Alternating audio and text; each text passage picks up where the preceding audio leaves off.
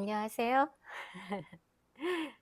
날씨가 정말 아직까지 이 지난한 여름이, 후덥지근한 여름이 계속되고 있네요. 음, 계속 이 습한 기운 때문에 어, 근래 요 며칠 사이가 상당히 습도가 높았던 것 같아요. 그래서 그런지 그 더위도 너무 더 강하게 느껴지고, 오히려 그 전에 뭐 한 34도, 35도 정도로 올라갔을 때는 어, 좀 건조했기 때문에 마치 지중해성 기후인 양, 그래서 그래도 덥지만 견딜만 했다라는 그런 음, 오만을 부렸는데, 지금 이렇게 습도가 높다 보니까 실제 기온이 아주 최고로 높지 않음에도 불구하고 상당히 그 더위 체감 온도는 상당히 높은 것 같습니다. 다행인 거는 오늘 저녁은 그래도 조금 바람이 살짝 있는 것 같아요. 예, 뭐 추석 때는 작년처럼 그렇게 푹푹 찌는 여름 같은 그런 추석을 맞이하지 않았으면 하는 바람인데 어떨지 모르겠네요. 이런 더운 날에 조금 어울릴 수도 있겠다 싶은 작품이 있어서 가져왔습니다. 무진기행. 책이 상당히 작죠. 포켓책이에요. 제가 서점에 갔다가 좀 됐죠. 어, 이런 도서가 똑같은 것이 이렇게 작게 나온 것이 있고, 또 일반 크기로 나온 것이 있고, 그렇게 이렇게 자대에 이렇게 펼쳐져 있더라고요.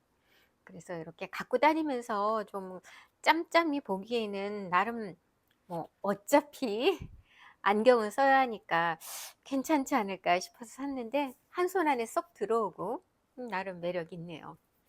네, 그래서 오늘은 음, 뭔가 좀 이 후덥한 더위 속에서 그 약간은 좀 비밀스럽기도 하고, 조금은 미스티어리스한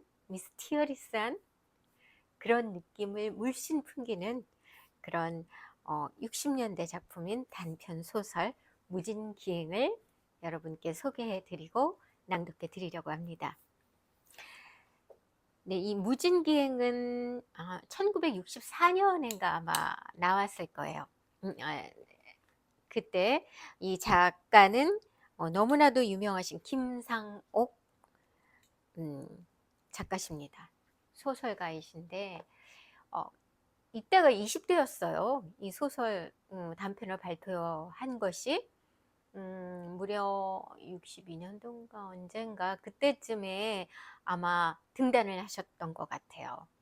어, 동인 동인문학상이었는지 제가 이따가 다시 한번 좀 정리해 놓은 거 소개해 드릴게요.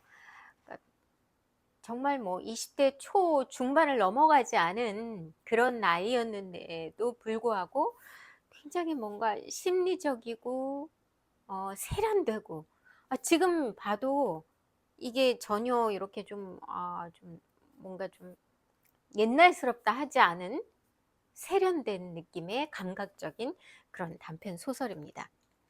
네, 이 무진기행이라는 단편 소설이 실려 있는 이 무진기행 단편집에는 제가 이렇게 들춰보니까요.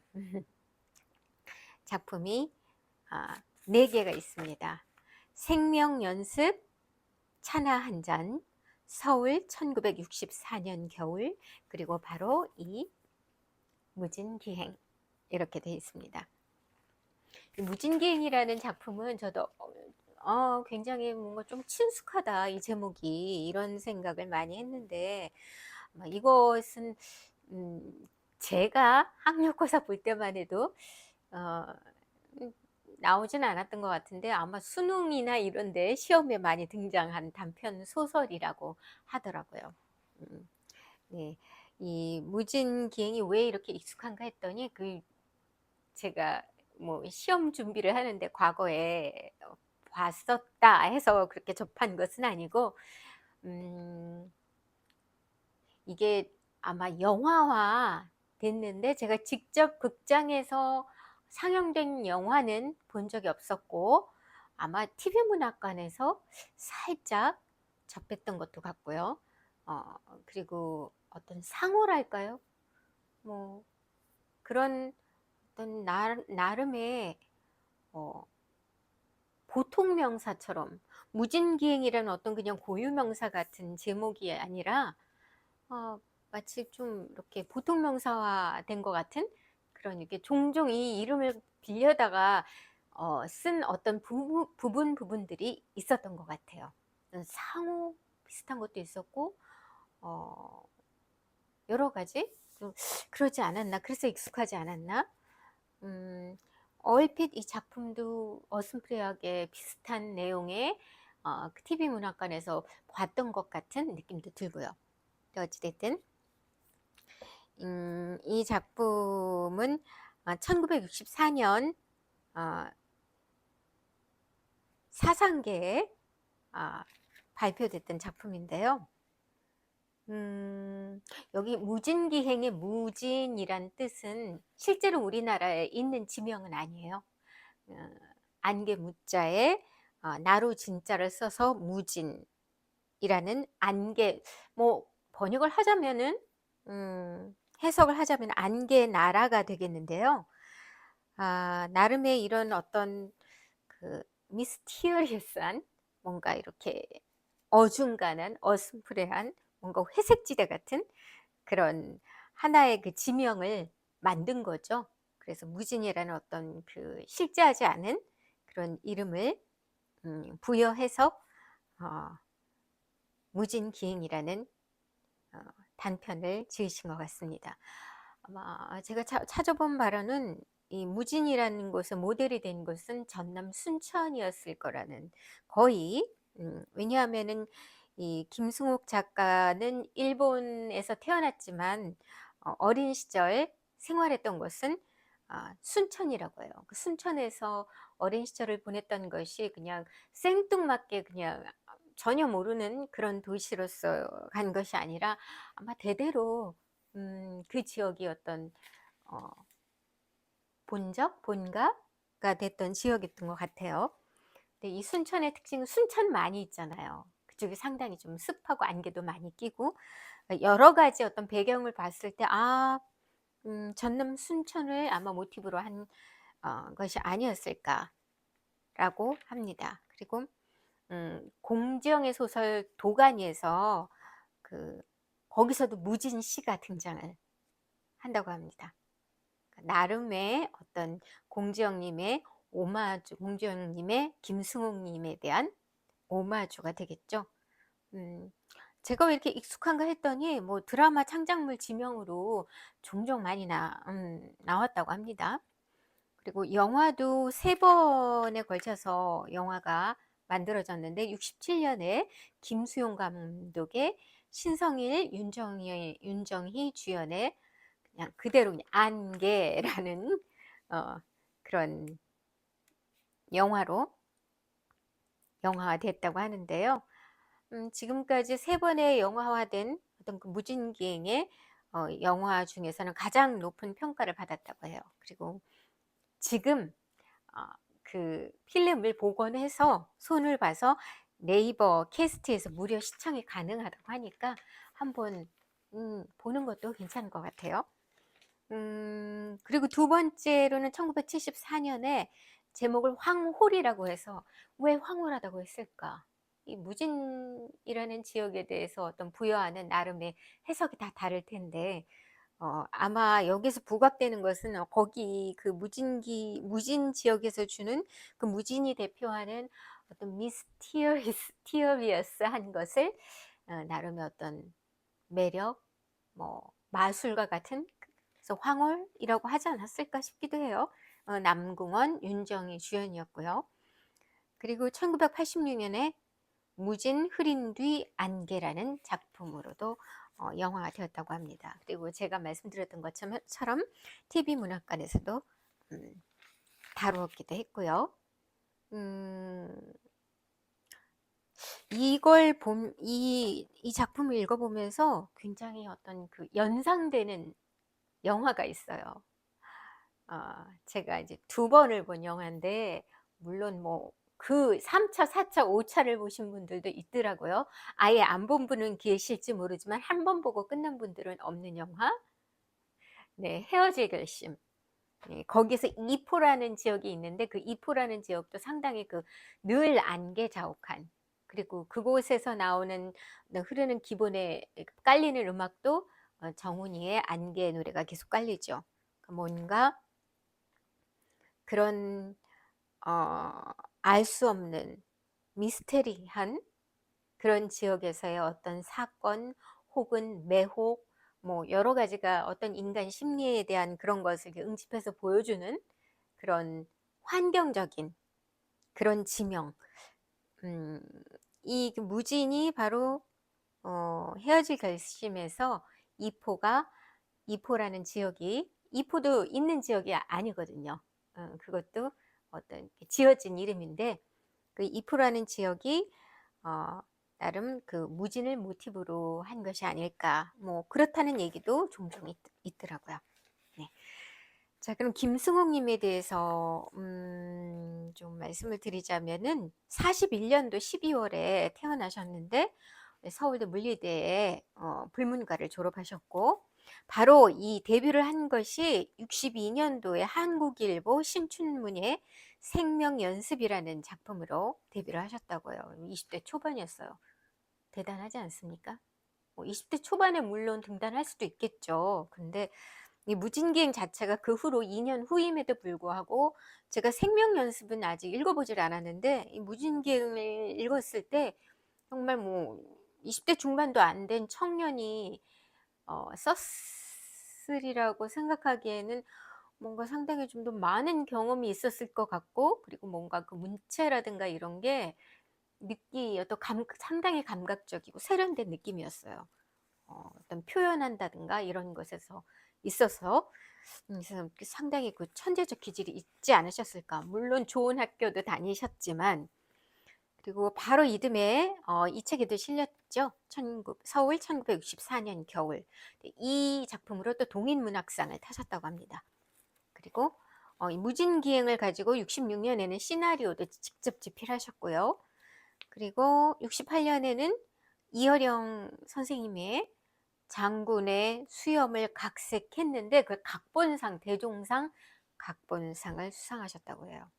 그리고 중요한 것은 77년에 서울의 달빛 영도로 이상문학상을 수상하셨다고 합니다. 맞아요. 이상의 날개를 읽을 때도 뭔가 그 미스테리하면서도 상당히 감각적이고 그런 어떤 느낌? 묘한 그런 느낌이 있잖아요. 그나마 이상 작가님의 다른 작품보다는 상당히 그래도 어, 구체화된 작품. 그러니까 뭔가 이게 뭐지? 무슨 얘기인지 모르겠어. 이런 것들이 많잖아요. 이상님의 작품들은. 근데 날개는 그나마, 물론 그렇다고 해서 쉬운 작품은 아니지만 날개는 그래도 약간 그래도 좀 이런 거구나라고 들어올 수 있는 작품이잖아요. 근데 그 날개를 읽었을 때 드는 어떤 그 감각적인 느낌과 이 무진기행과, 물론 무진기행보다는 날개가 훨씬 더 내적이긴 해요. 하지만 그런 느낌을 받긴 했거든요. 아마 그 다른 상도 타셨지만 이 이상문학상을 수상하셨는 데에는 좀 이유가 있지 않았었을까 하는 그 저 나름의 생각을 가져봤습니다. 음, 그리고 1981년에 종교적 극적 체험을 하셨대요. 그래서 성경 공부, 수도 생활도 시작하셨다고 합니다. 그리고 2004년엔 산문집 내가 만난 하나님을 발표하시기도 하셨다고 합니다. 네, 이렇게 무진기행이라는 단편 소설에 대해서 어떤 나름 이렇게 간단하게 작가와 어떤 알려진 어떤 이 작품에 대한 요 줄거리는 아니고요. 그는 요약을 잠깐 말씀드렸습니다. 자, 이제 낭독으로 들어갈 텐데요. 여기에 나오는 중요 인물은 윤희정과 박이라는 인물, 조라는 인물, 그리고 하인숙이라는 인물, 이렇게 네 인물이 주요 인물이 나와요. 그러니까 그 인물에 대한 어떤 특징도 또 무엇을 대표하는가, 정해진 어떤 해석은 없겠지만 이 작품 자체가 그런 것 같아요. 뭐를 대표하는 어, 상징적인 어떤 뭐 하나를 상징하는, 대표하는 그런 것을 보여주는 게 아니라, 그 무진이라는 지역 자체가 뭔가 이렇게 미스테리하면서도 매혹적인 듯 하면서도 뭔가 이걸까 저걸까 알 수 없는, 뭔가 답답한 듯 하면서도 그 묘한, 그 이중적 아니 다중적인, 그리고 뭐랄까요, 그런 굉장히 복합적이고 회색지대 같은 느낌이잖아요. 그런 만큼 여기에 나오는 인물들도 각자 뭔가 뚜렷한 개성이 있는 듯도 하지만, 또 어떻게 보면은 어, 읽는 이가 어떻게 부여하느냐에 따라서 각자의 캐릭터들이 조금 음, 자기적으로 자기 나름대로 해석할 여지가 많은 것 같습니다. 대표적인 주인공은 윤희종이 되겠죠. 음, 일단 한번 낭독해 보도록 하겠습니다. 제가 읽다가 또 뭐 화면이 바뀔 수도 있어요. 앉아서 읽다가 또 자리를 옮길 수도 있고, 뭐 늘 그랬으니까 그러리라고 미리 예상하시리라 생각하고, 아주 아기자기한 아주 작은 포켓북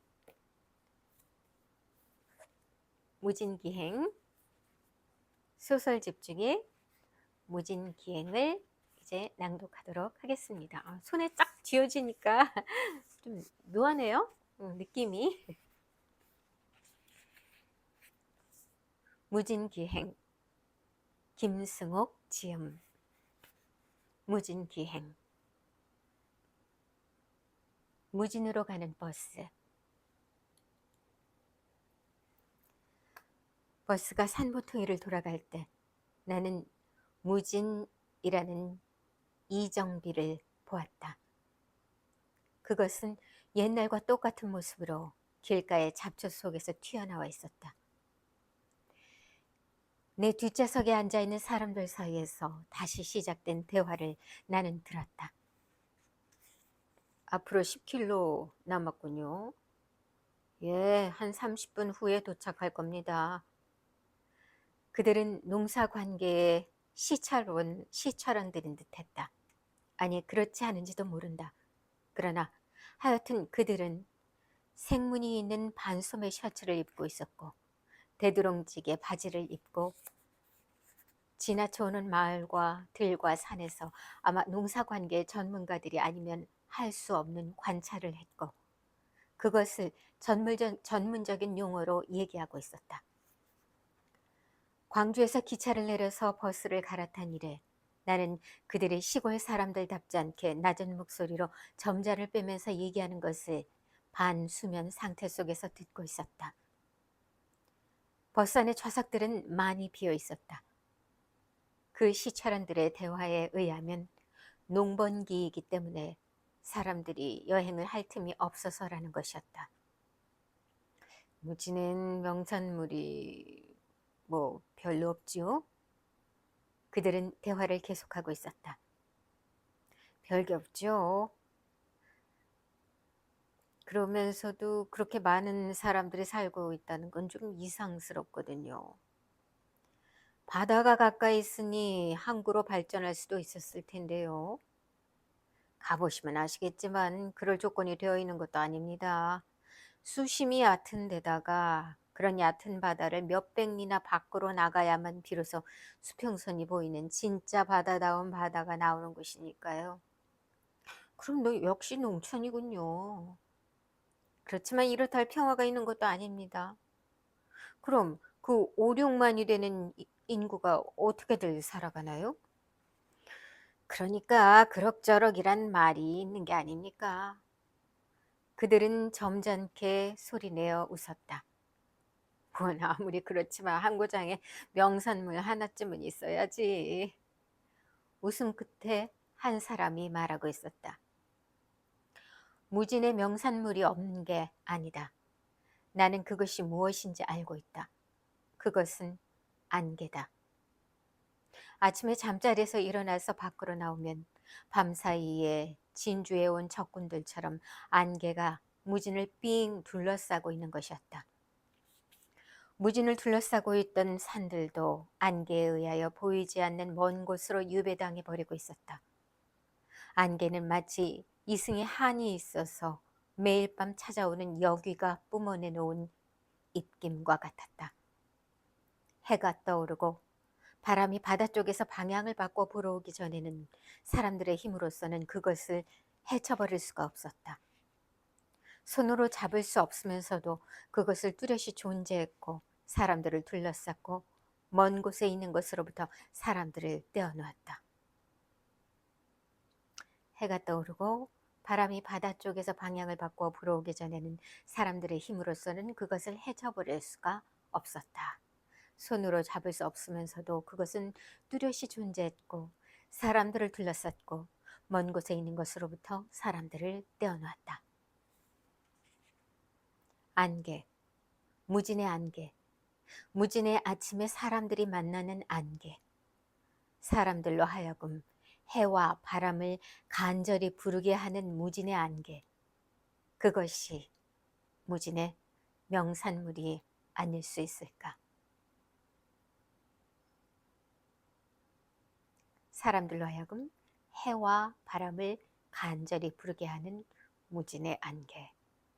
그것이 무진의 명산물이 아닐 수 있을까? 버스의 덜거덩거림이 좀 덜해졌다. 버스의 덜거덩거림이 더하고 덜하는 것을 나는 턱으로 느끼고 있었다. 나는 몸에서 힘을 빼고 있었으므로 버스가 자갈이 깔린 시골길을 달려오고 있는 동안 내 턱은 버스가 껑충거리는 데 따라서 함께 덜그덕거리고 있었다. 턱이 덜그덕거릴 정도로 몸에서 힘을 빼고 버스를 타고 있으면 긴장해서 버스를 타고 있을 때보다 피로가 더욱 심해진다는 것을 알고 있었지만, 그러나 열려진 차창으로 들어와서 나의 밖으로 드러난 살갗을 사정없이 간지럽히고 불어가는 6월의 바람이 나를 반수면 상태로 끌어넣었기 때문에 나는 힘을 주고 있을 수가 없었다. 바람은 무수히 작은 입자로 되어 있고 그 입자들은 할 수 있는 한 욕심껏 수면제를 품고 있는 것처럼 내게는 생각되었다. 그 바람 속에는 신선한 햇볕과 아직 사람들의 땀에 밴 살갗에 스쳐보지 않았다는 천진스러운 저온, 그리고 지금 버스가 달리고 있는 길을 에워싸며 버스를 향하여 달려오고 있는 산줄기의 저편에 바다가 있다는 것을 알리는 소금기, 그런 것들이 이상스레 한데 어울리면서 녹아 있었다. 햇볕의 신선한 밝음과 살갗에 탄력을 주는 정도의 공기의 저온, 그리고 해풍에 섞여 있는 정도의 소금기, 이 세 가지만 합성해서 수면제를 만들어낼 수 있다면 그것은 이 지상에서 있는 모든 약방의 진열장 안에 있는 어떠한 약보다도 가장 상쾌한 약이 될 것이고, 그리고 나는 이 세계에서 가장 돈 잘 버는 제약회사의 전무님이 될 것이다. 햇볕의 신선한 밝음과 살갗에 탄력을 주는 정도의 공기의 저온, 그리고 해풍에 섞여 있는 정도의 소금기, 이 세 가지만 합성해서 수면제를 만들어낼 수 있다면 그것은 이 지상에 있는 모든 약방의 진열장 안에 있는 어떠한 약보다도 가장 상쾌한 약이 될 것이고, 그리고 나는 이 세계에서 가장 돈 잘 버는 제약회사의 전무님이 될 것이다. 왜냐하면 사람들은 누구나 조용히 잠들고 싶어 하고 조용히 잠든다는 것은 상쾌한 일이기 때문이다. 그런 생각을 하자 나는 쓴웃음이 나왔다. 동시에 무진이 가까웠다는 것이 더욱 실감되었다. 무진에 오기만 하면 내가 하는 생각이란 항상 그렇게 엉뚱한 공상들이었고 뒤죽박죽이었던 것이다. 다른 어느 곳에서도 하지 않았던 엉뚱한 생각을 나는 무진에서는 아무런 부끄럼 없이 거침없이 해내곤 했었던 것이다. 무진에 오기만 하면 내가 하는 생각이란 항상 그렇게 엉뚱한 공상들이었고 뒤죽박죽이었던 것이다. 다른 어느 곳에서도 하지 않았던 엉뚱한 생각을 나는 무진에서는 아무런 부끄럼 없이 거침없이 해내곤 했었던 것이다. 아니, 무진에서는 내가 무엇을 생각하고 어쩌고 하는 게 아니라 어떤 생각들이 나의 밖에서 제멋대로 이루어진 뒤 나의 머릿속으로 밀고 들어오는 듯 했다. 당신 안색이 아주 나빠져서 큰일 났어요. 어머님의 산소에 다녀온다는 핑계를 대고 무진에 며칠 동안 계시다가 오세요. 주주총회에서의 일은 아버지하고 저하고 다 꾸며 놓을게요. 당신은 오랜만에 신선한 공기를 쐬고 그리고 돌아와 보면 대회생 제약회사의 전무님이 되어 있을 게 아니에요? 라고 며칠 전날 밤 아내가 나의 파자마 깃을 손가락으로 만지작거리며 나에게 진심에서 나온 권유를 했을 때도 가기 싫은 심부름을 억지로 갈 때 아이들이 불평을 하듯이 내가 몇 마디 입안의 소리로 투덜댄 것도 무진에서는 항상 자신을 상실하지 않을 수 없었던 과거의 경험에 의한 조건 반사였었다. 무진에서는 항상 자신을 상실하지 않을 수 없었던 과거의 경험에 의한 조건 반사였었다. 내가 좀 나이가 든 뒤로 무진에 간 것은 몇 차례 되지 않았지만 그 몇 차례 되지 않은 무진행이 그러나 그때마다 내게는 서울에서의 실패로부터 도망해야 할 때거나 하여튼 무언가 새 출발이 필요할 때였었다. 새 출발이 필요할 때 무진으로 간다는 그것은 우연이 결코 아니었고 그렇다고 무진에 가면 내게 새로운 용기라든가 새로운 계획이 술술 나오기 때문도 아니었었다. 오히려 무진에서의 나는 항상 처박혀 있는 상태였었다. 더러운 옷차림과 누런 얼굴로 나는 항상 골방 안에서 뒹굴었다. 내가 깨어있을 때는 수없이 많은 시간의 대열이 멍하니 서 있는 나를 비웃으며 흘러가고 있었고 내가 잠들어 있을 때는 긴 악몽들이 거꾸러져 있는 나에게 혹독한 채찍질을 하였다.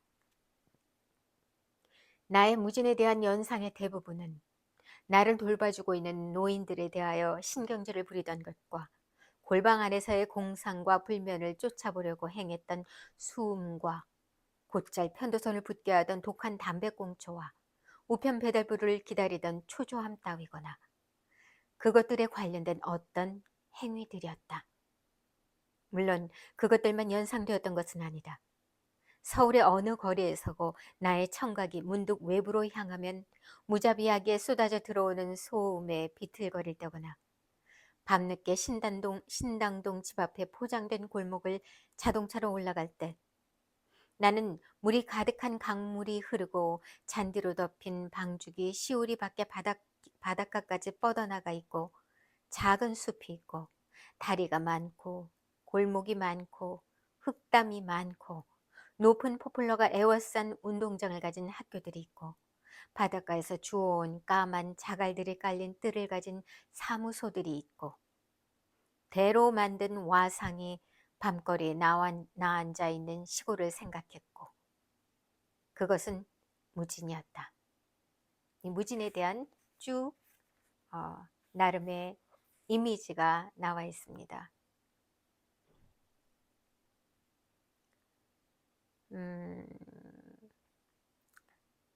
서울의 거리 어디에서고 나의 청각이 문득 외부로 향하면 무자비하게 쏟아져 들어오는 소음에 비틀거릴 때거나 밤늦게 신당동 집 앞에 포장된 골목을 자동차로 올라갈 때 나는 물이 가득한 강물이 흐르고 잔디로 덮인 방죽이 시우리 밖에 바닥까지 뻗어나가 있고 작은 숲이 있고 다리가 많고 골목이 많고 흙담이 많고 높은 포플러가 에워싼 운동장을 가진 학교들이 있고 바닷가에서 주워온 까만 자갈들이 깔린 뜰을 가진 사무소들이 있고 대로 만든 와상이 밤거리에 나앉아 있는 시골을 생각했고 바로 그런 시골이 무진이었다.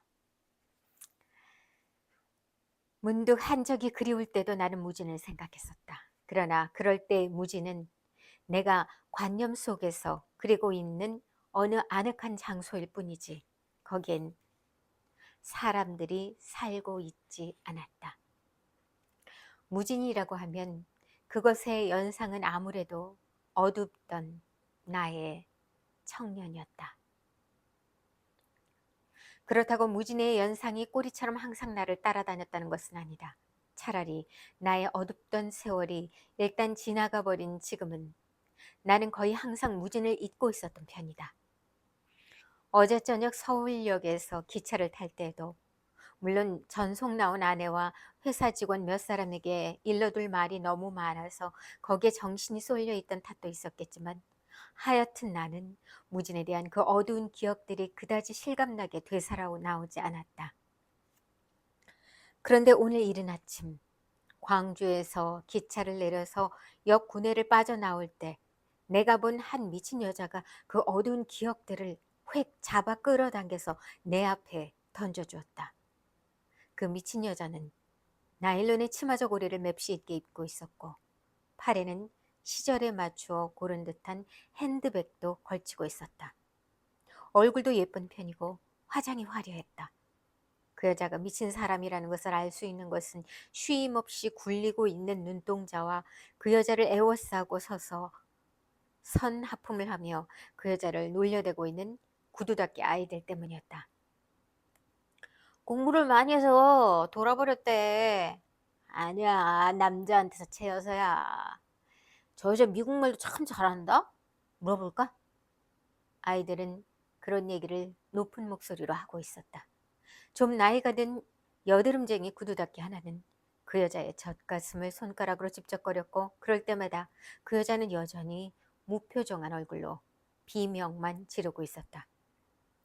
그 여자의 비명이 옛날 내가 무진의 골방 속에서 쓴 일기의 한 구절을 문득 생각나게 한 것이다. 네. 옛날 무진의 골방 속에서 쓴 일기의 한 구절을 문득 생각나게 했기 때문에 바로 그 무진에 대한 어두운 기억들이 확 끌어당겨졌다는 것이죠. 이 여자로 하여금. 그때는 어머니가 살아계실 때였다.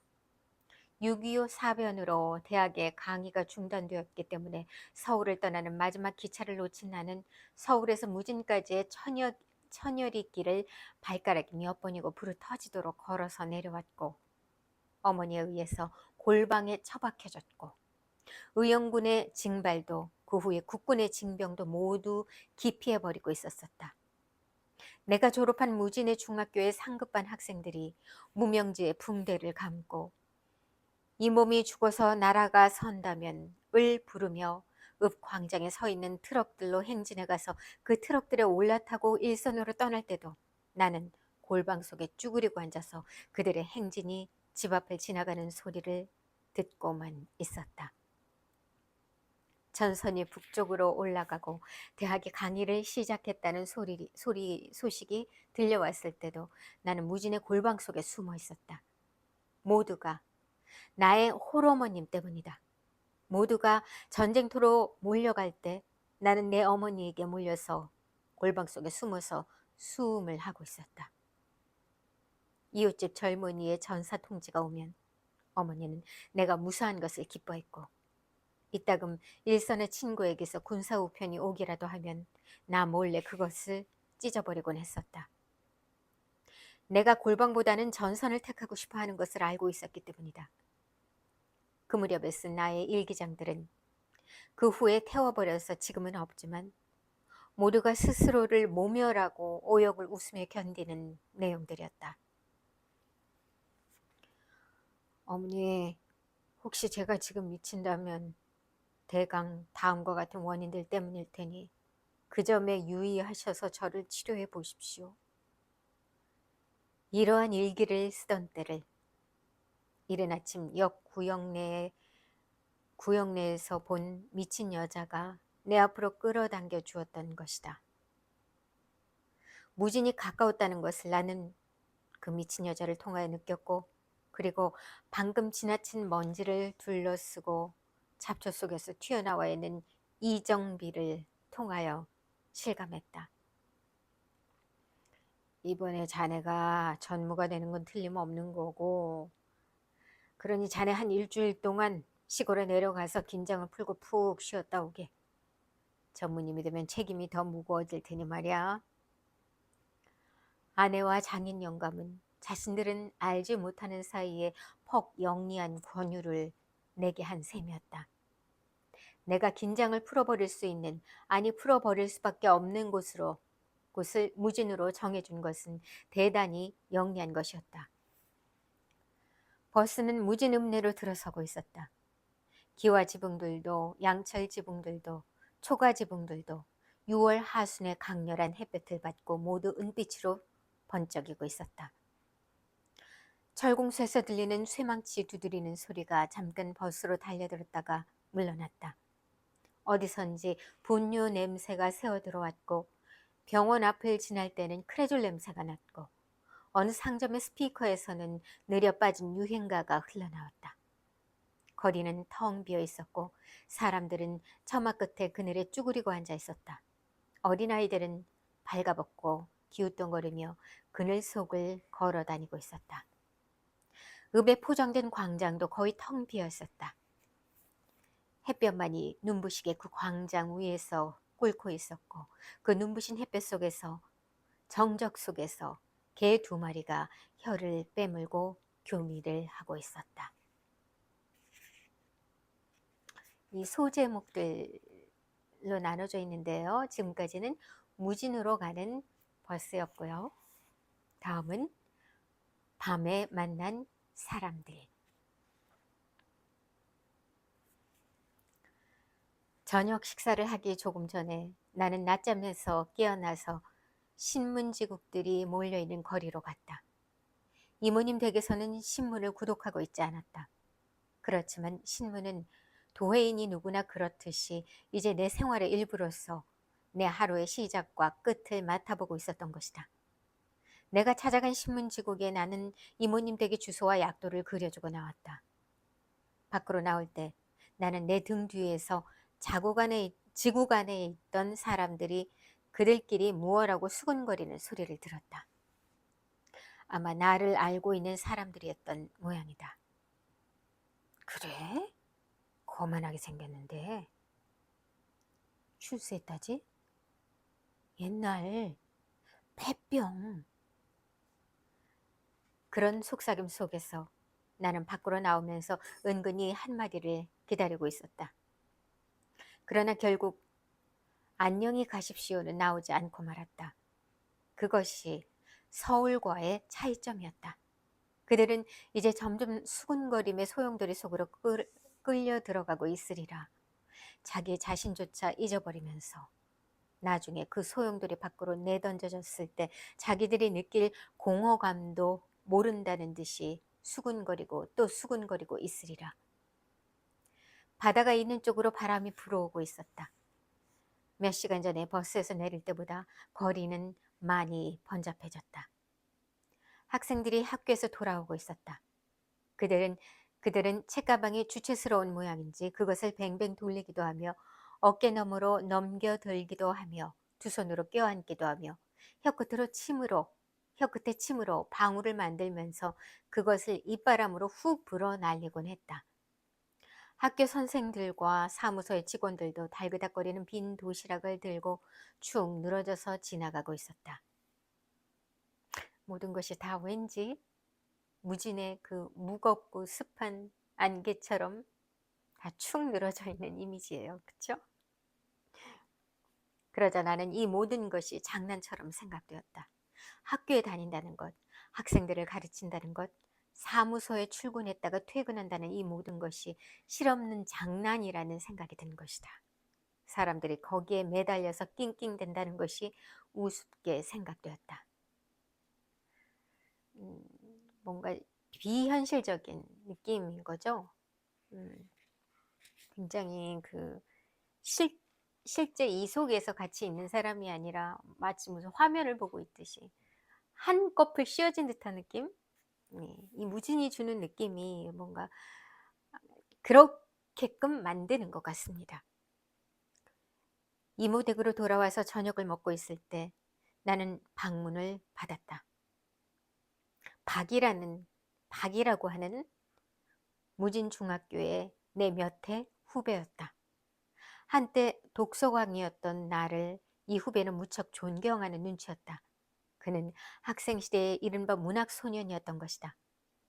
미국의 작가인 피츠제럴드를 좋아한다고 하는 그 후배는 그러나 피츠제럴드의 팬답지 않게 아주 얌전하고 매사에 엄숙하였고 그리고 가난하였다.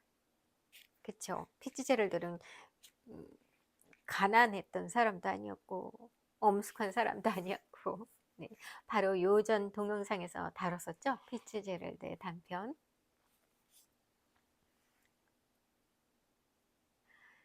신문지국에 있는 제 친구에게서 내려오셨다는 얘기를 들었습니다. 아, 웬일이십니까? 그는 정말 반가워해 주었다. 무지는 왜 내가 못 올 땐가? 그렇게 대답하며 나는 내 말투가 마음에 거슬렸다. 아, 너무 오랫동안 오시지 않았으니까 그러는 거죠. 제가 군대에서 막 제대했을 때 오시고 이번이 처음이니까 벌써 한 4년 되는군. 4년 전 나는 내가 격리의 일을 보고 있던 제약회사가 좀 더 큰 다른 회사와 합병되는 바람에 일자리를 잃고 무진으로 내려왔던 것이다. 아니, 단지 일자리를 잃었다는 이유만으로 서울을 떠났던 것은 아니다. 동거하고 있던 희만 그대로 내 곁에 있어 주었던들 시리에 무진행은 없었으리라.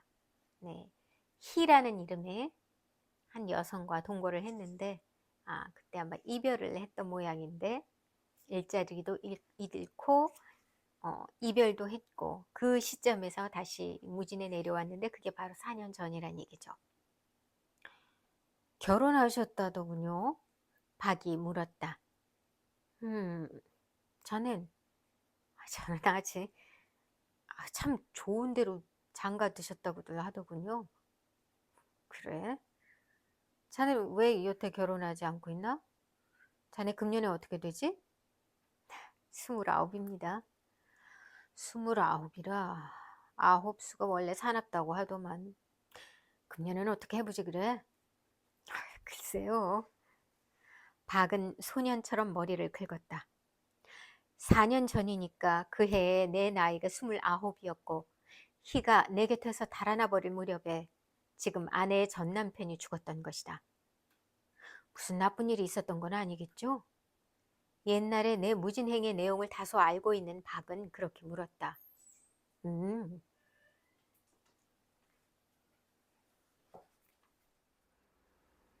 음, 아마 승진이 될 모양인데 며칠 휴가를 얻었지. 잘 되셨군요.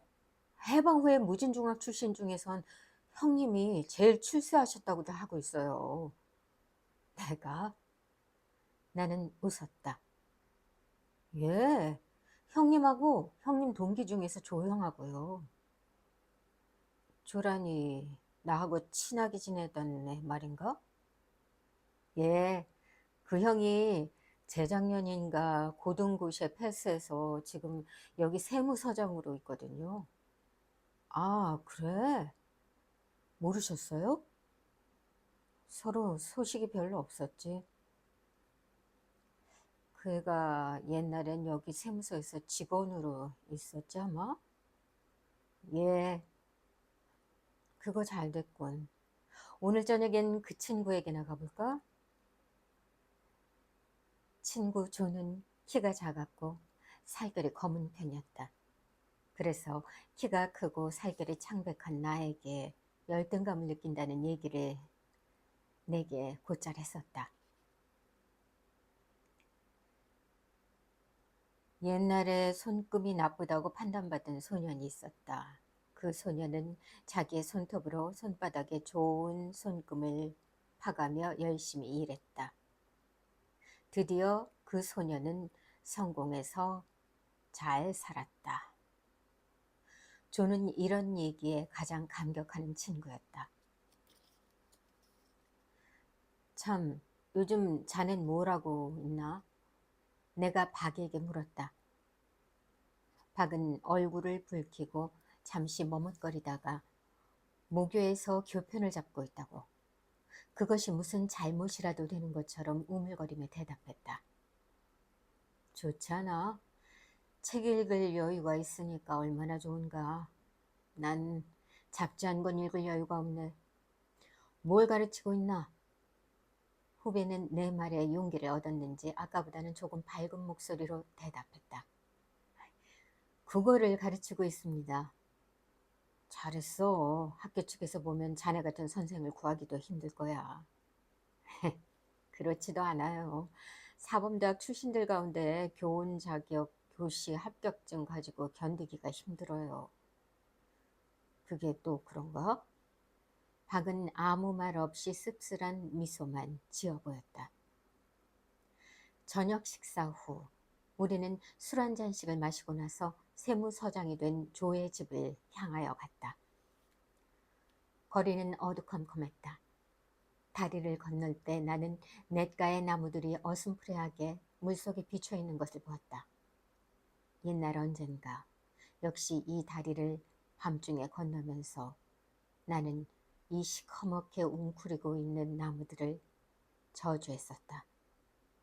금방 소리를 지르며 달려들 듯한 모습으로 나무들은 서 있었던 것이다. 세상에 나무가 없다면 얼마나 좋았을까 하고 생각하기도 했었다. 모든 게 여전하군. 내가 말했다. 그런가요? 후배가 웅얼거리듯이 말했다. 조의 응접실에는 손님들이 4사람 있었다. 나의 손을 아프도록 쥐고 흔들고 있는 조의 얼굴이 옛날보다 윤택해지고 살결도 많이 하얘진 것을 나는 보고 있었다. 아, 어서 자리로 앉아라. 이거 원 누추해서. 아유, 빨리 마누라를 얻어야겠는데. 그러나 방은 결코 누추하지 않았다. 아니, 아직 결혼 안 했나? 내가 물었다. 법률책 좀 붙들고 앉아 있었더니 그렇게 돼버렸어. 어서 앉아. 나는 먼저 온 손님들에게 소개되었다. 3사람은 남자로서 세무서 직원들이었고 한 사람은 여자로서 나와 함께 온 박과 무언가 얘기를 주고받고 있었다. 밀담들은 그만하시고 하 선생 인사해요. 내 중학 동창인 윤희중이라는 친구입니다. 서울에 있는 큰 제약회사의 간사님이시고 이쪽은 우리 모교에 와 계시는 음악 선생님이시고 하인숙 씨라고. 작년에 서울에서 음악대학을 나오신 분이지. 아, 그러세요? 같은 학교에 계시는군요. 나는 박과 그 여선생을 번갈아 가리키며 여선생에게 말했다. 네, 여선생은 방긋 웃으며 대답했고 내 후배는 고개를 숙여버렸다.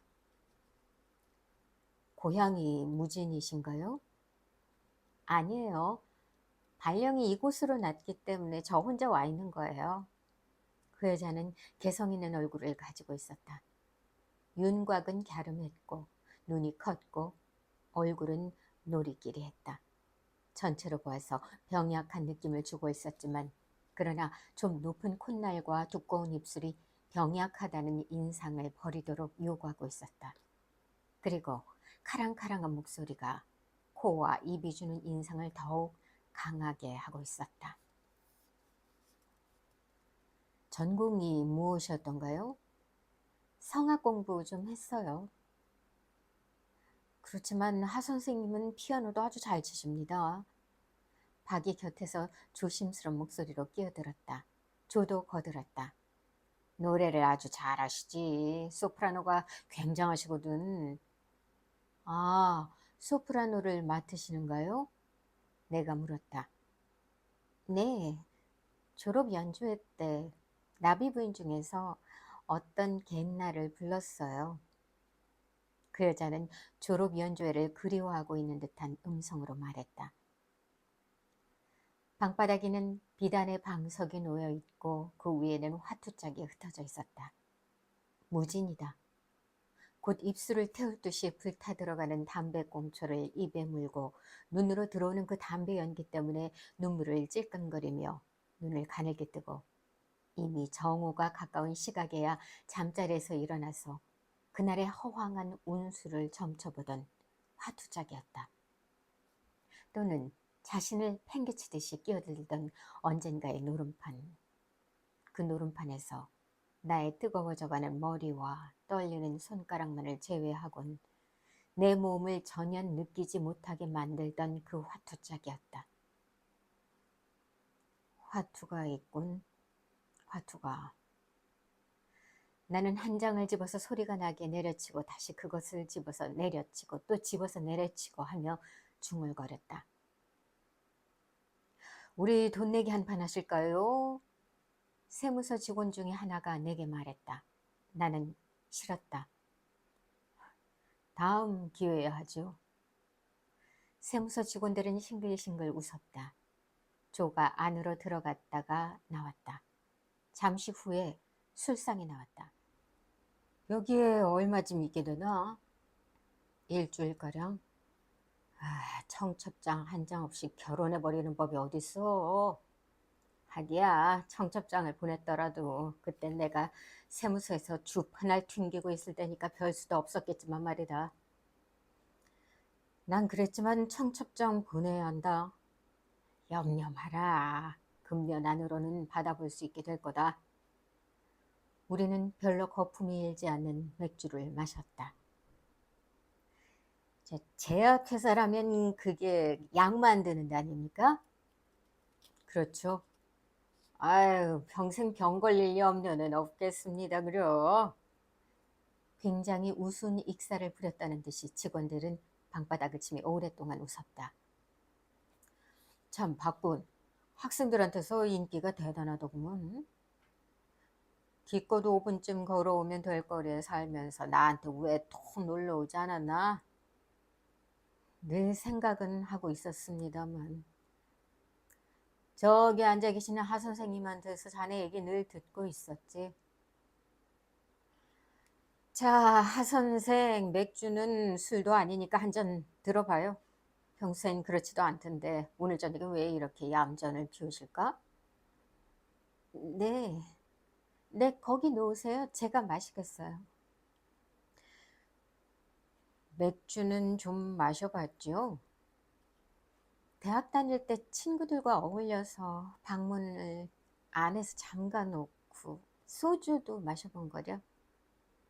이거 술꾼인 줄은 몰랐는데. 마시고 싶어서 마신 게 아니라 시험 삼아서 맛 좀 본 거예요. 그래서 맛이 어떻습니까? 모르겠어요. 술잔을 입에서 떼자마자 쿨쿨 자버렸으니까요. 사람들이 웃었다. 방만이 억지로 웃는 듯한 웃음이었다. 내가 항상 생각하는 바지만 하 선생님의 좋은 점은 바로 거기에 있거든. 될 수 있으면 얘기를 재미있게 하려고 한다는 점, 바로 그거야. 일부러 재미있게 하려고 하는 게 아니에요. 대학 다닐 때 말버릇이에요. 아하, 그러고 보면 하 선생의 나쁜 점은 바로 저기 있어. 내가 대학 다닐 때라는 말을 빼놓고는 얘기가 안 됩니까? 나처럼 대학인 문전에도 가보지 못한 사람은 서러워서 살겠어요? 죄송합니다. 그럼 내게 사과하는 뜻에서 노래 한 곡 들려주시겠어요? 그거 좋습니다. 좋죠. 한번 들어봅시다. 사람들이 박수를 쳤다. 여선생은 머뭇거렸다. 서울 손님도 오고 했으니까. 그 왜 지난번에 부르던 거 참 좋습디다. 조는 재촉했다. 그럼 부릅니다. 여선생은 거의 무표정한 얼굴로 입을 조금만 달싹거리며 노래를 부르기 시작했다. 세무서 직원들이 손가락으로 술상을 두드리기 시작했다. 여선생은 목포의 눈물을 부르고 있었다. 어떤 갯날과 목포의 눈물 사이에는 얼마만큼의 유사성이 있을까? 무엇이 저 아리아들로서 길들여진 성대에서 유행가를 나오게 하고 있을까? 그 여자가 부르는 목포의 눈물에는 작부들이 부르는 그것에서 들을 수 있는 것과 그런 것과 같은 꺾임이 없었고, 대체로 유행가를 살려주는 목소리에 갈라짐이 없었고, 흔히 유행가가 내용으로 하는 청승맞음이 없었다. 그 여자의 목포의 눈물은 이미 유행가가 아니었다. 그렇다고 나비 부인 중에 아리아는 더욱 아니었다. 그것은 이전에는 없었던 어떤 새로운 양식의 노래였다. 그 양식은 유행가가 내용으로 하는 청승맞음과는 다른 좀 더 무자비한 청승맞음을 포함하고 있었고, 어떤 옛날의 그 절규보다도 훨씬 높은 옥타브의 절규를 포함하고 있었고, 그 양식에는 머리를 풀어헤친 광녀의 냉소가 스며 있었고, 무엇보다도 시체가 썩어가는 듯한 무진의 그 냄새가 스며 있었다. 그 여자의 노래가 끝나자 나는 의식적으로 바보 같은 웃음을 띠고 박수를 쳤고, 그리고 육감으로써랄까, 나는 후배인 박이 이 자리에서 떠나고 싶어 하는 것을 알았다. 나의 시선이 박에게로 갔을 때 나의 시선을 박은 기다렸다는 듯이 자리에서 일어났다. 누군지가 그에게 앉기를 권했으나 박은 해사한 웃음을 띠며 거절했다. 먼저 실례합니다. 형님은 내일 또 뵙죠. 조는 대문까지 따라 나왔고 나는 한길까지 박을 바래다 주러 나갔다. 밤이 깊지 않았는데도 거리는 적막했다. 어디선지 개 짖는 소리가 들려왔고 쥐 몇 마리가 한길 위에서 무엇을 먹고 있다가 우리의 그림자에 놀라 흩어져 버렸다. 형님, 보세요. 안개가 내리는군요. 과연 한길의 저 끝이 불빛이 드문드문 박혀있는 먼 주택지의 검은 풍경들이 점점 풀어져 가고 있었다. 자네 하 선생을 좋아하고 있는 모양이군. 내가 물었다. 박은 다시 해사한 웃음을 띄었다. 그 여선생과 조군과 무슨 관계가 있는 모양이지? 모르겠습니다. 아마 조용히 결혼 대상자 중 하나로 생각하고 있는 것 같아요. 자네가 그 여선생을 좋아한다면 좀 더 적극적으로 나가야 해. 잘해봐. 뭐 별로. 박은 소년처럼 말을 더듬거렸다. 그 속물들 틈에 앉아서 유행가를 부르고 있는 게 좀 딱해 보였을 뿐이지요. 그래서 나와버린 거죠. 박은 분노를 누르고 있는 듯이 나직나직 말했다. 클래식을 부를 장소가 있고 유행가를 부를 장소가 따로 있다는 것뿐이겠지. 뭐 딱할 것까지야 있나? 나는 거짓말로써 그를 위로했다. 박은 가고 나는 다시 속물들 틈에 끼었다. 무진에서는 누구나 그렇게 생각하는 것이다. 타인은 모두 속물들이라고. 나 역시 그렇게 생각하는 것이다. 타인이 하는 모든 행위는 무의와 똑같은 무게밖에 가지고 있지 않은 장난이라고. 밤이 퍽 깊어서 우리는 자리에서 일어났다. 조는 내가 자기 집에서 자고 가기를 권했다. 그러나 다음날 아침에 잠자리에서 일어나서 그 집을 나올 때까지의 부자유스러움을 생각하고 나는 기어코 밖으로 나섰다. 직원들도 도중에서 흩어져 가고 결국엔 나와 여자만이 남았다. 우리는 다리를 건너고 있었다. 검은 풍경 속에서 냇물은 하얀 모습으로 뻗어 있었고 그 하얀 모습의 끝은 안개 속으로 사라지고 있었다. 밤은 정말 멋있는 고장이에요. 여자가 말했다. 그래요? 다행입니다. 내가 말했다. 왜 다행이라고 말씀하시는 줄 짐작하겠어요. 여자가 말했다. 어느 정도까지 짐작하셨어요? 내가 물었다. 사실은 멋이 없는 고장이니까요. 제 대답이 맞았어요? 거의. 우리는 다리를 다 건넜다. 거기서 우리는 헤어져야 했다. 그 여자는 냇물을 따라서 뻗어나간 길로 가야 했고 나는 곧장 난 길로 가야 했다. 아, 글로 가세요, 그럼. 내가 말했다. 조금만 바래다 주세요. 이 길은 너무 조용해서 무서워요. 여자가 조금 떨리는 목소리로 말했다. 나는 다시 여자와 나란히 서서 걸었다. 나는 갑자기 그 여자와 친해진 것 같았다. 다리가 끝나는 바로 거기에서부터 그 여자가 정말 무서워서 떠는 듯한 목소리로 내게 바라다 주기를 청했던 바로 그때부터 나는 그 여자가 내 생애 속에 끼어든 것을 느꼈다. 내 모든 친구들처럼 이제는 모른다고 할 수 없는, 때로는 내가 그들을 훼손하기도 했지만 그러나 더욱 많이 그들이 나를 훼손시켰던 내 모든 친구들처럼. 처음에 배웠을 때 뭐랄까요? 서울 냄새가 난다고 할까요? 퍽 오래전부터 알던 사람처럼 느껴졌어요. 참 이상하죠? 갑자기 여자가 말했다. 유행가. 내가 말했다. 네? 아니, 유행가는 왜 부르십니까? 성악 공부한 사람들은 될 수 있는 대로 유행가를 멀리하지 않았던가요? 그 사람들은 항상 유행가만 부르라고 하거든요. 대답하고 나서 여자는 부끄러운 듯이 나지막하게 소리내어 웃었다. 유행가를 부르지 않으려면 거기에 가지 않는 게 좋다고 얘기하면 내 내정 간섭이 될까요? 정말 앞으로는 가지 않을 작정이에요. 정말 보잘것없는 사람들이에요. 그럼 왜 여태까지는 거기에 놀러 다녔습니까? 심심해서요. 여자는 힘없이 말했다. 심심하다.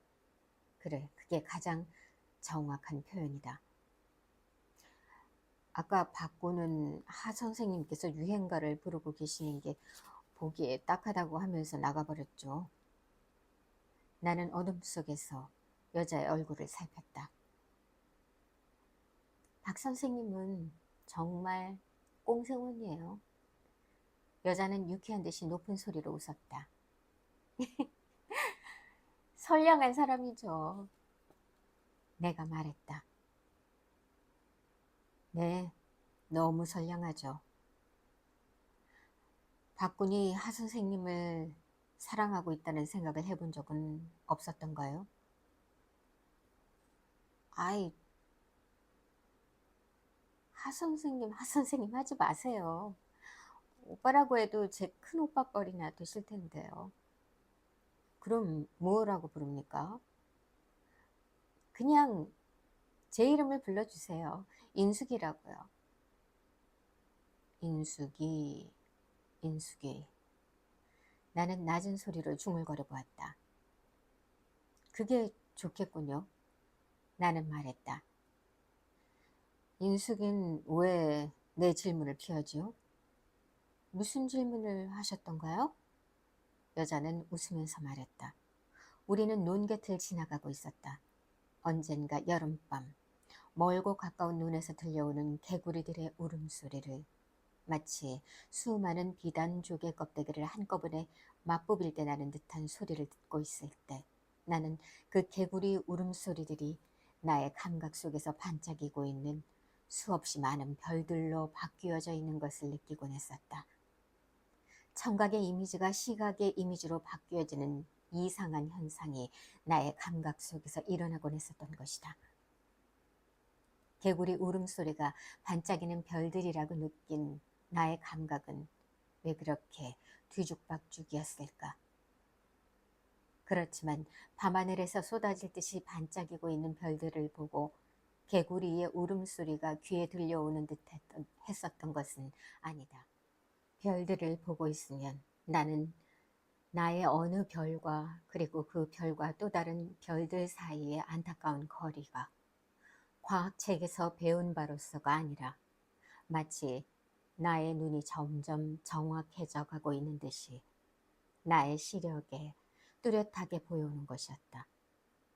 나는 그 도달할 길 없는 거리를 보는데 홀려서 멍하니 서 있다가 그 순간 속에서 그대로 가슴이 터져버리는 것 같았다. 왜 그렇게 못 견뎌 했을까? 별이 무수히 반짝이는 밤하늘을 보고 있던 옛날, 나는 왜 그렇게 분해서 못 견뎌 했을까? 뭘 생각하고 계세요? 여자가 물어왔다. 개구리 울음소리. 대답하며 나는 밤하늘을 올려봤다. 내리고 있는 안개에 가려서 별들이 흐릿하게 떠보였다. 어머, 개구리 울음소리. 정말이에요. 제겐 여태까지 개구리 울음소리가 들리지 않았어요. 무진의 개구리는 밤 12시 이후에만 우는 줄로 알고 있었는데. 12시 이후에요? 네, 밤 12시가 넘으면 제가 방을 얻어 있는 주인 댁의 라디오 소리도 꺼지고 들리는 거라곤 개구리 울음소리 뿐이거든요. 밤 12시가 넘도록 잠을 자지 않고 뭘 하시죠? 그냥 가끔 그렇게 잠이 오지 않아요?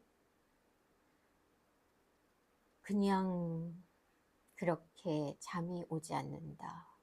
아마 그건 사실이리라. 사모님 예쁘게 생기셨어요? 여자가 갑자기 물었다. 제 아내 말씀인가요?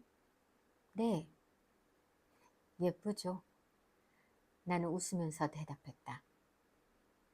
행복하시죠?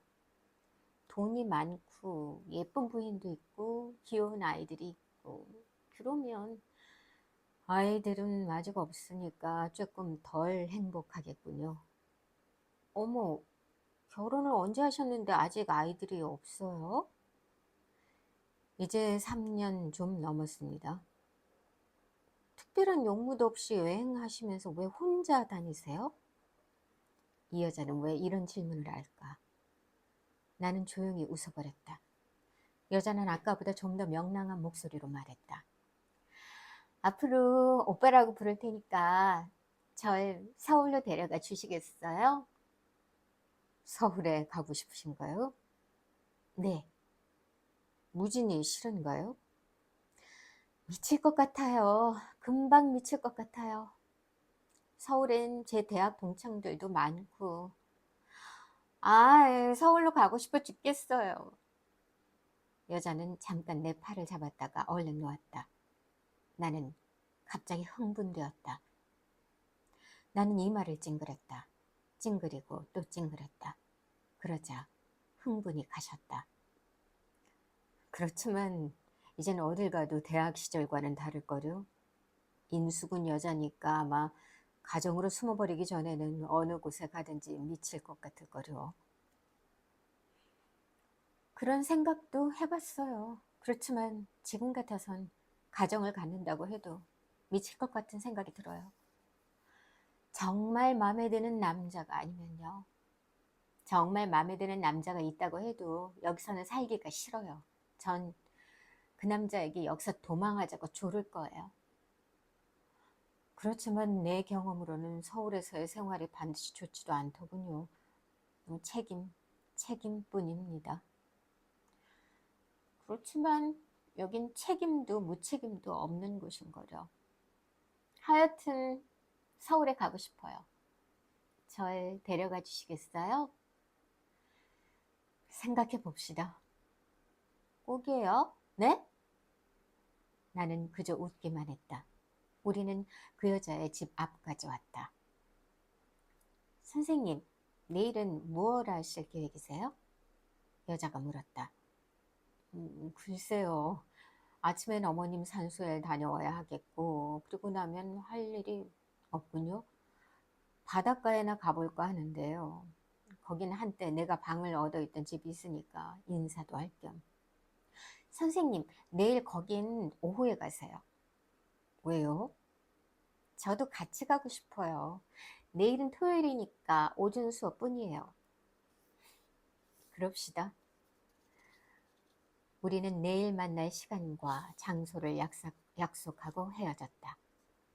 나는 이상한 우울에 빠져서 터벅터벅 밤길을 걸어 이모댁으로 돌아왔다. 내가 이불 속으로 들어갔을 때 통금 사이렌이 불었다. 그것은 갑작스럽게 요란한 소리였다. 그 소리는 길었다. 모든 사물이, 모든 사고가 그 사이렌에 흡수되어 갔다. 마침내 이 세상에선 아무것도 없어져 버렸다. 사이렌만이 세상에 남아있었다. 그 소리도 마침내 느껴지지 않을 만큼 오랫동안 계속할 것 같았다. 그때 소리가 갑자기 힘을 잃으면서 꺾였고 길게 신음하며 사라져갔다. 내 사고만이 다시 살아났다. 나는 얼마 전까지 그 여자와 주고받던 얘기들을 다시 생각해 보려 했다. 많은 것을 얘기한 것 같은데 그러나 귓속에는 우리의 대화가 몇 개 남아있지 않았다. 좀 더 시간이 지난 후 그 대화들이 내 귓속에서 내 머릿속으로 자리를 옮길 때는, 그리고 머릿속에서 심장 속으로 옮겨갈 때는 또 몇 개가 더 없어져 버릴 것인가? 아니, 결국엔 모두 없어져 버릴지도 모른다. 천천히 생각해보자. 그 여자는 서울에 가고 싶다고 했다. 그 말을 그 여자는 안타까운 음성으로 얘기했다. 나는 문득 그 여자를 껴안고 싶은 충동에 사로잡혔다. 그리고 아니, 내 심장에 남을 수 있는 것은 그것뿐이었다. 그러나 그것도 일단 무진을 떠나기만 하면 내 심장 위에서 지워져 버리리라. 나는 잠이 오지 않았다. 낮잠 때문이기도 하였다. 나는 어둠 속에서 담배를 피웠다. 나는 우울한 유령들처럼 나를 내려다보고 있는 벽에 걸린 하얀 옷들을 흘겨보고 있었다. 나는 담뱃재를 머리맡에 적당한 곳에 털었다. 내일 아침 걸레로 닦아내면 될 어느 곳에. 12시 이후에 우는 개구리 울음소리가 희미하게 들려오고 있었다. 어디선가 1시를 알리는 시계소리가 나직이 들려왔다. 어디선가 2시를 알리는 시계소리가 들려왔다. 어디선가 3시를 알리는 시계소리가 들려왔다. 어디선가 4시를 알리는 시계소리가 들려왔다. 잠시 후에 통금 해자의 사이렌이 불었다. 시계와 사이렌 중 어느 것 하나가 정확하지 못했다. 사이렌은 갑작스럽고 요란한 소리였다. 그 소리는 길었다. 모든 사물이, 모든 사고가 그 사이렌에 흡수되어 갔다. 마침내 이 세상에선 아무것도 없어져 버렸다. 사이렌만 이 세상에 남아 있었다. 그 소리도 마침내 느껴지지 않을 만큼 오랫동안 계속할 것 같았다. 그때 소리가 갑자기 힘을 잃으면서 꺾였고 길게 신음하며 사라져갔다. 어디선가 부부들은 교합하리라. 아니다, 부부가 아니라 창부와 그 여자의 손님이리라. 나는 왜 그런 엉뚱한 생각을 하고 있는지 알 수 없었다. 잠시 후에 나는 슬며시 잠이 들었다. 다음, 바다로 뻗은 긴 방주. 그날 아침엔 이슬비가 내리고 있었다. 식전에 나는 우산을 받쳐들고 읍 근처의 산에 있는 어머니의 산소로 갔다. 나는 바지를 무릎 위까지 걸어 올리고 걷어 올리고 비를 맞으며 묘를 향하여 엎드려 절했다. 비가 나를 굉장한 효자로 만들어 주었다. 나는 한 손으로 묘 위에 긴 풀을 뜯었다. 풀을 뜯으면서 나는 나를 전무님으로 만들기 위하여 전무 선출에 관계된 사람들을 찾아다니며 그 호골 웃음을 웃고 있을 장인 영감을 상상했다. 그러자 나는 묘 속으로 들어가고 싶었다. 돌아가는 길은 좀 멀기는 하지만 잔디가 곱게 깔린 방죽길을 걷기로 했다. 이슬비가 바람에 뿌옇게 날리고 있었다. 비를 따라서 풍경이 흔들렸다. 나는 우산을 접어버렸다. 방죽 위를 걸어가다가 나는 방죽의 경사 및 물가의 풀밭에 읍에서 먼 촌으로부터 등교하기 위하여 온 학생들이 모여서 웅성거리고 있는 것을 보았다. 나이 많은 사람들이 몇 사람 끼어 있었고 비옷을 입은 순경 한 사람이 방죽의 비탈 위에 쭈그리고 앉아서 담배를 피우며 먼 곳을 바라보고 있었고 노파 한 사람이 혀를 차며 웅성거리고 있는 학생들의 틈을 빠져나와서 갔다. 나는 방죽의 비탈을 내려갔다. 순경 곁을 지나면서 나는 물었다. 무슨 일입니까? 자살 시체입니다. 순경은 흥미 없는 말투로 말했다. 누군데요? 읍에 있는 술집 여자입니다. 초여름이 되면은 반드시 몇 명씩 죽지요. 네. 저 계집애는 아주 독살스러운 년이어서 안 죽을 줄 알았더니 저것도 별 수 없는 사람이었던 모양입니다.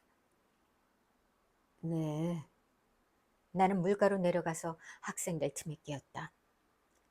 시체의 얼굴은 냇물을 향하고 있었으므로 내게는 보이지 않았다. 머리는 파마 머리였고 팔과 다리가 하얗고 굵었다. 붉은색의 얇은 스웨터를 입고 있었고 하얀 스커트를 입고 있었다. 지난밤의 새벽은 추웠던 모양이다. 아니면 그 옷이 그 여자의 마음에 든 옷이었던가 보다. 푸른 꽃무늬 있는 하얀 고무신을 머리에 베고 있었다. 무엇인가를 싼 하얀 손수건이 그 여자의 축 늘어진 손에서 좀 떨어진 곳에 굴러 있었다. 하얀 손수건은 비를 맞고 있었고 바람이 불어도 조금 더 나붓겠지 않았다. 시체의 얼굴을 보기 위해서 많은 학생들이 냇물 속에 발을 담그고 이쪽을 향하여 서 있었다. 그들의 푸른색 유니폼이 물에 거꾸로 비쳐 있었다. 푸른색의 깃발들이 시체를 옹이하고 있었다. 나는 그 여자를 향하여 이상스레 정욕이 끓어오름을 느꼈다. 나는 급히 그 자리를 떠났다. 무슨 약을 먹었는지 모르지만 지금이라도 어쩌면 순경에게 내가 말했다. 저런 여자들이 먹는 건 청산가리입니다. 수면제 매달 먹고 떠들썩한 연극 같은 건 안 하지요.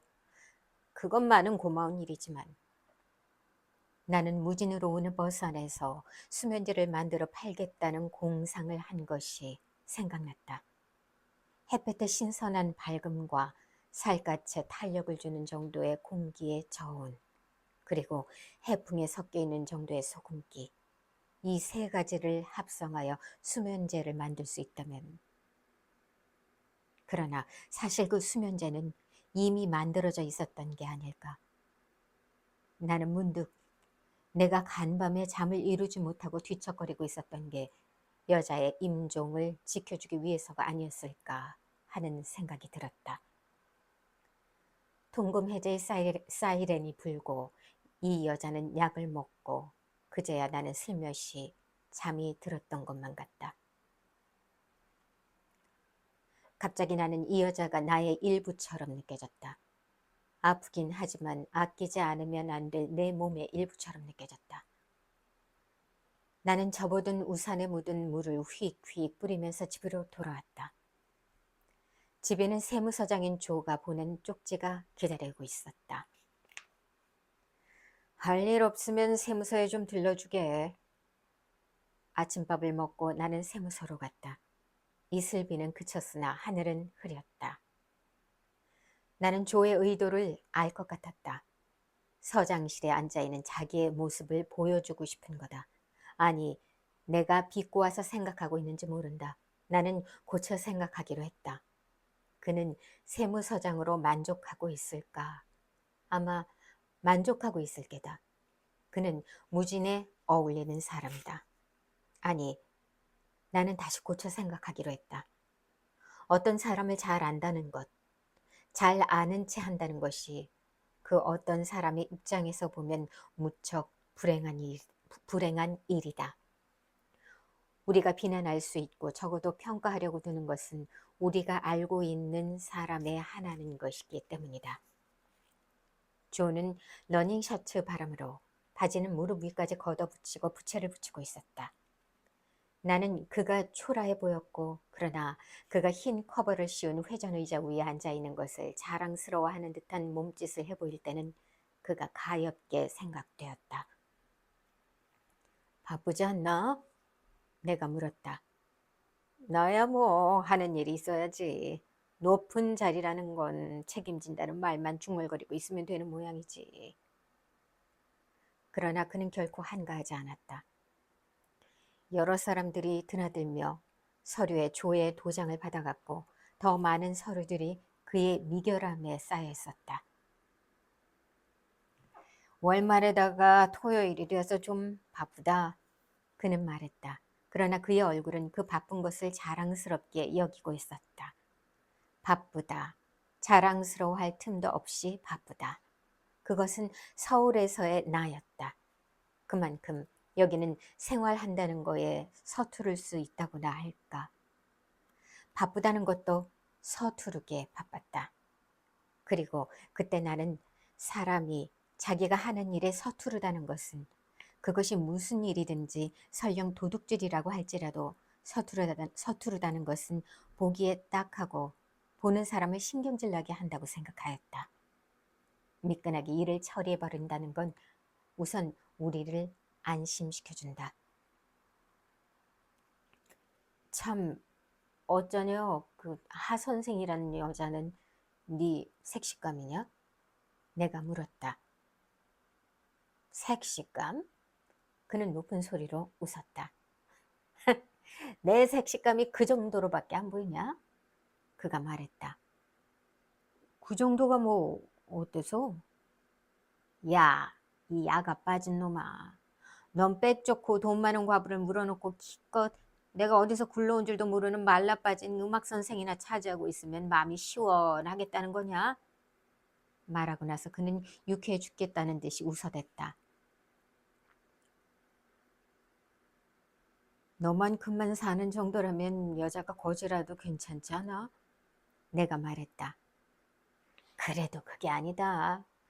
내 편에 나를 끌어줄 사람이 없으면 처가 편에서라도 누가 있어야 하는 거야. 그가 대답했다. 그의 말투로는 우리는 공무자였다. 야, 세상 우습더라. 내가 고시에 패스하자마자 중매쟁이 막 들어오는데, 응? 그런데 그게 모두 형편없는 것들이거든. 도대체 여자들이 응? 성기 하나를 미천으로 해서 시집 가보겠다는 고 배짱들이 괘씸하단 말이야. 그럼 그 여선생도 그런 여자 중에 하나인가? 아주 대표적인 여자지. 어떻게나 쫓아다니는지 귀찮아 죽겠다. 혹 똑똑한 여자일 것 같던데. 똑똑하기야 하지. 그렇지만 뒷주사를 해봤더니 집안이 너무 허술해. 그 여자가 여기서 죽는다고 해도 고향에서 그 여자를 데리러 올 사람 하나 변변한 게 없거든. 나는 그 여자를 어서 만나보고 싶었다.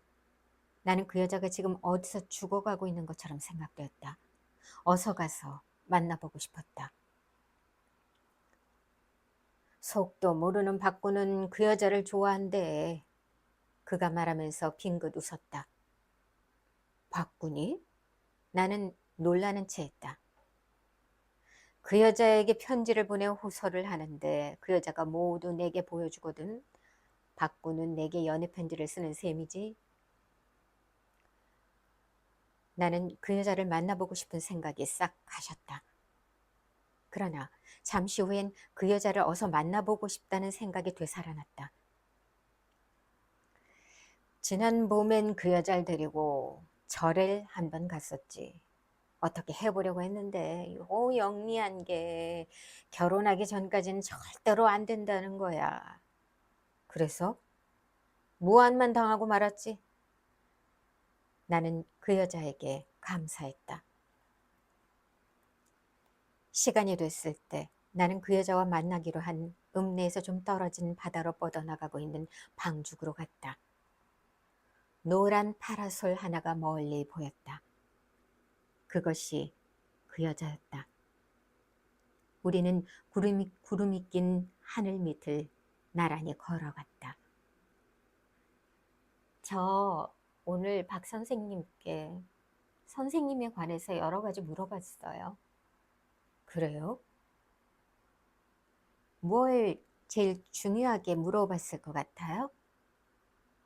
나는 전혀 짐작할 수가 없었다. 그 여자는 잠시 동안 키득키득 웃었다. 그리고 말했다. 선생님이 혈액형을 물어봤어요. 내 혈액형으로요? 전 혈액형에 대해서 이상한 믿음을 가지고 있어요. 사람들이 꼭 자기의 혈액형이 나타내주는 그 생물책에 씌어 있지 않아요? 꼭 그 성격대로이기만 했으면 좋겠어요.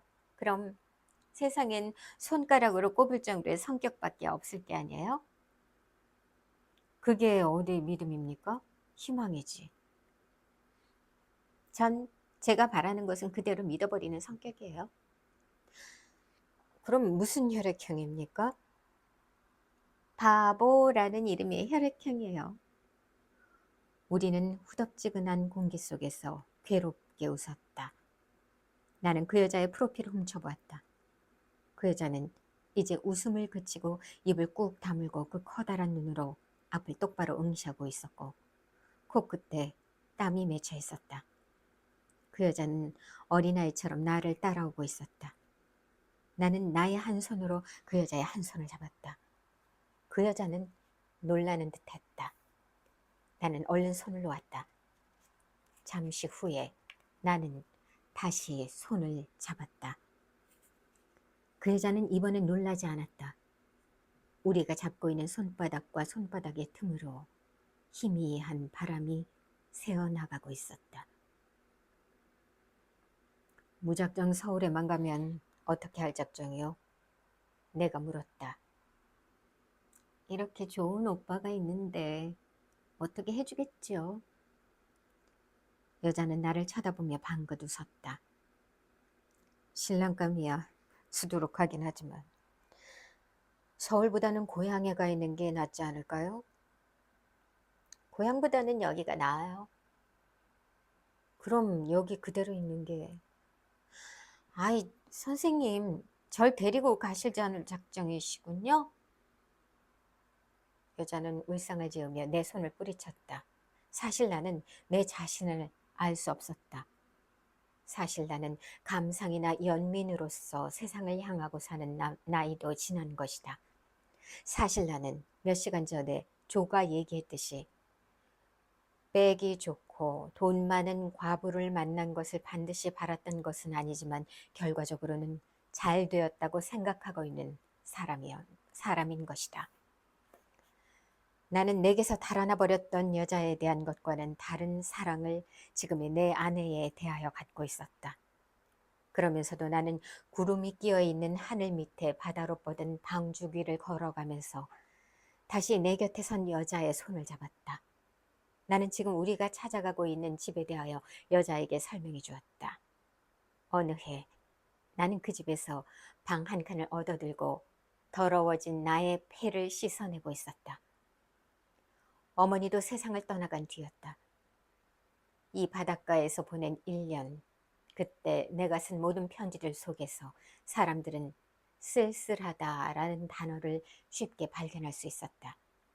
그 단어는 다소 천박하고 이제는 사람의 가슴을 호소해오는 능력도 거의 상실해버린 시어 같은 것이지만, 그러나 그 무렵에 내게는 그 말밖에 써야 할 말이 없는 것처럼 생각되었었다. 아침에 백사장을 거니는 산보에서 느끼는 시간의 지루함과 낮잠 사이에서 깨어나서 식은땀이 줄줄 흐르는 이마를 손바닥으로 닦으며 느끼는 허전함과 깊은 밤의 악몽으로부터 깨어나서 쿵쿵 소리를 내며 급하게 뛰고 있는 심장을 한 손으로 누르며 밤바다의 그 애처로운 울음소리에 귀를 기울이고 있을 때의 안타까움, 그런 것들이 굴껍데기처럼 다닥다닥 붙어서 떨어질 줄 모르는 나의 생활을 나는 쓸쓸하다라는, 지금 생각하면 헛개비 같은 단어 하나로 대신시켰던 것이다. 바다는 상상도 되지 않는 먼지 낀 도시에서 바쁜 일과 중에 무표정한 우편 배달부가 던져주고 간 나의 편지 속에서 쓸쓸하다라는 말을 보았을 때 그 편지를 받은 사람이 과연 무엇을 느끼거나 상상할 수 있었을까? 그 바닷가에서 그 편지를 내가 띄우고 도시에서 내가 그 편지를 받았다고 가정할 경우에도 내가 그 바닷가에서 그 단어에 걸어보던 모든 것에 만족할 만큼 도시에 내가 바닷가에 나의 심경에 공명할 수 있었을 것인가? 아니, 그것이 필요하기나 했었을까?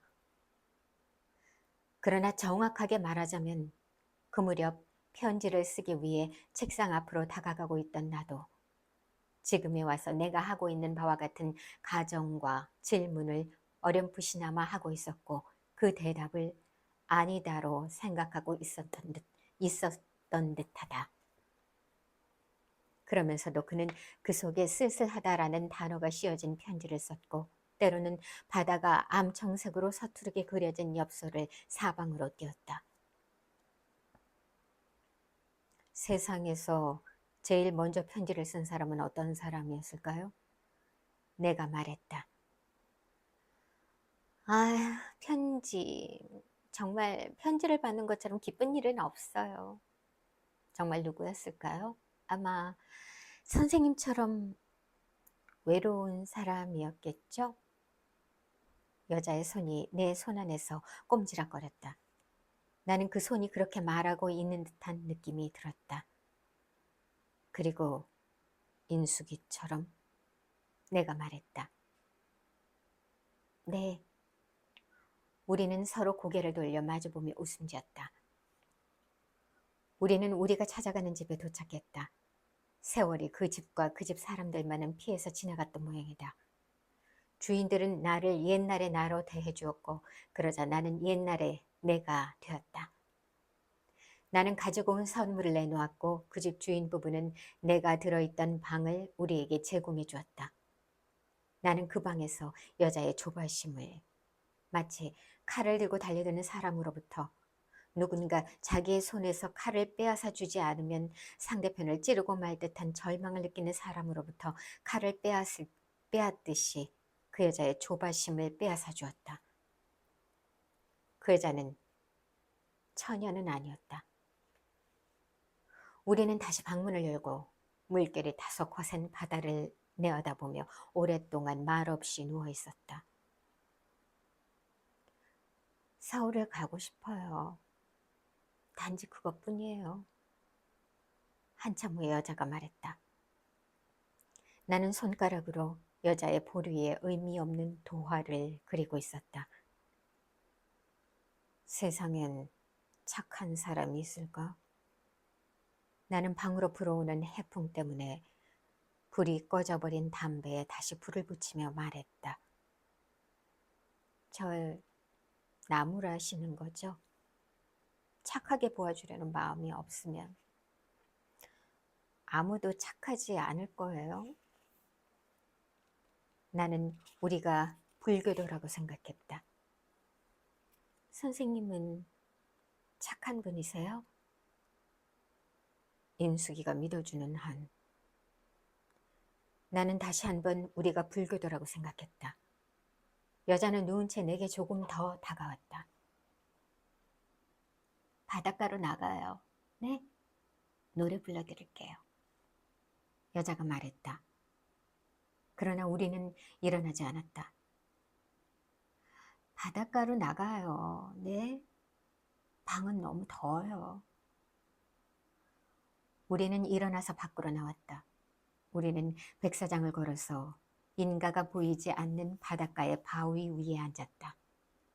파도가 거품을 숨겨가지고 와서 우리가 앉아있는 바위 밑에 그것을 뿜어놓았다. 선생님, 여자가 나를 불렀다.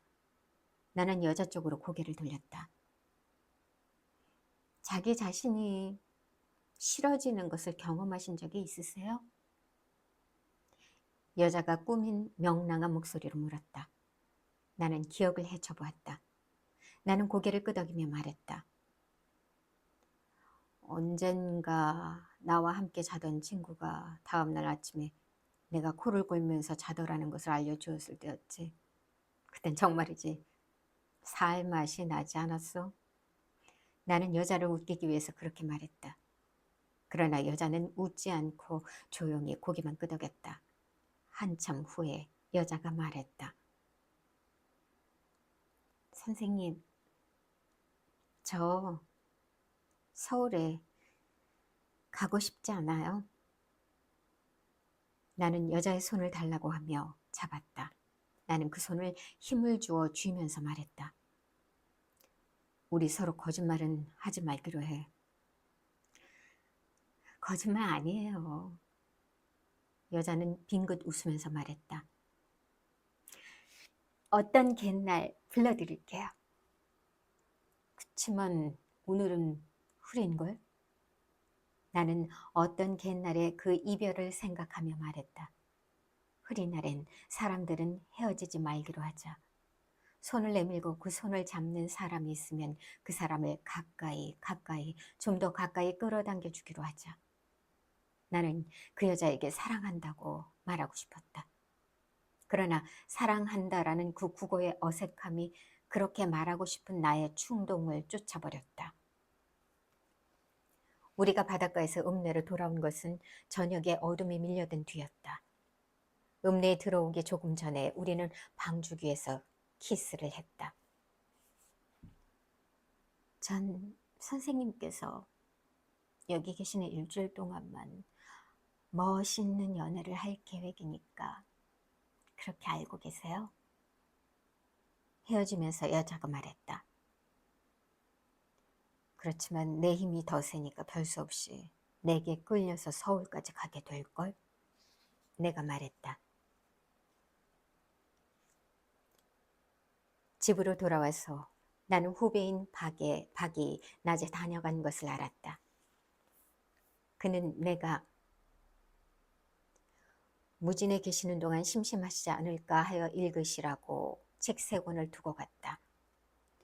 그날 저녁에 다시 오겠다고 하더라는 얘기를 이모가 내게 말했다. 나는 피로를 핑계로 아무도 만나기 싫다는 뜻을 이모에게 알려두었다. 이모는 내가 바닷가에서 아직 돌아오지 않았다고 대답하겠다고 말했다. 나는 아무것도 생각하고 싶지 않았다. 아무것도. 나는 이모에게 소주를 사오게 하여 취해서 잠이 들 때까지 마셨다. 새벽녘에 잠깐 잠이 깨었다. 나는 이유를 집어낼 수 없이 가슴이 두근거렸는데 그것은 불안이었다. 인숙이 하고 나는 중얼거려 보았다. 그리고 곧 다시 잠이 들어버렸다.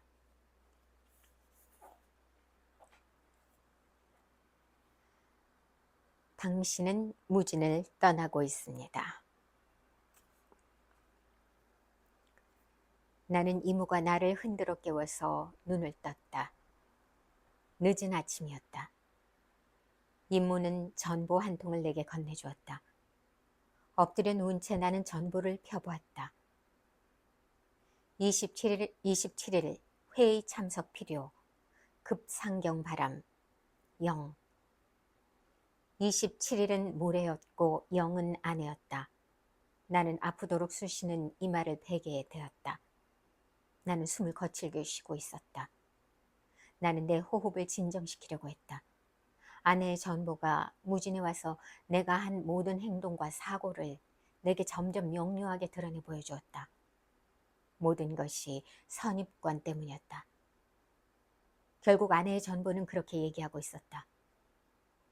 나는 아니라고 고개를 저었다. 모든 것이 흔히 여행자에게 주어지는 그 자유 때문이라고 아내의 전보는 말하고 있었다. 나는 아니라고 고개를 저었다. 모든 것이 세월에 의하여 내 마음속에서 잊혀질 수 있다고 전보는 말하고 있었다. 그러나 상처가 남는다고 나는 고개를 저었다. 오랫동안 우리는 다투었다. 그래서 전보와 나는 타협안을 만들었다. 한 번만, 마지막으로 한 번만 이 무진을, 안개를, 외롭게 미쳐가는 것을, 유행가를, 술집 여자의 자살을, 배반을, 무책임을 긍정하기로 하자. 마지막으로 한 번만이다. 꼭 한 번만. 그리고 나는 내게 주어진 한정된 책임 속에서만 살기로 약속한다. 전보여, 새끼손가락을 내밀었다. 나는 거기에 내 새끼손가락을 걸어서 약속한다. 우리는 약속했다. 그러나 나는 돌아서서 전보의 눈을 피하여 편지를 썼다. 갑자기 떠나게 되었습니다. 찾아가서 말로써 오늘 제가 먼저 가는 것을 알리고 싶었습니다만 대화란 항상 의외의 방향으로 나가버리기를 좋아하기 때문에 이렇게 글로써 알리는 것입니다. 간단히 쓰겠습니다. 사랑하고 있습니다. 왜냐하면 당신은 제 자신이기 때문에 적어도 제가 어렴풋이나마 사랑하고 있는 옛날의 저의 모습이기 때문입니다. 저는 옛날의 저를 오늘의 저로 끌어놓기 위하여 있는 힘을 다할 작정입니다. 저를 믿어주십시오. 그리고 서울에서 준비가 되는 대로 소식 들으면 당신은 무진을 떠나서 제게 와 주십시오. 우리는 아마 행복할 수 있을 것입니다. 쓰고 나서 나는 그 편지를 읽어봤다. 또 한 번 읽어봤다. 그리고 찢어버렸다. 덜컹거리며 달리는 버스 속에서 나는 어디쯤에선가 길가에 세워진 하얀 팻말을 보았다. 거기에는 선명한 검은 글씨로 당신은 무진읍을 떠나고 있습니다. 안녕히 가십시오. 라고 씌어 있었다. 나는 심한 부끄러움을 느꼈다.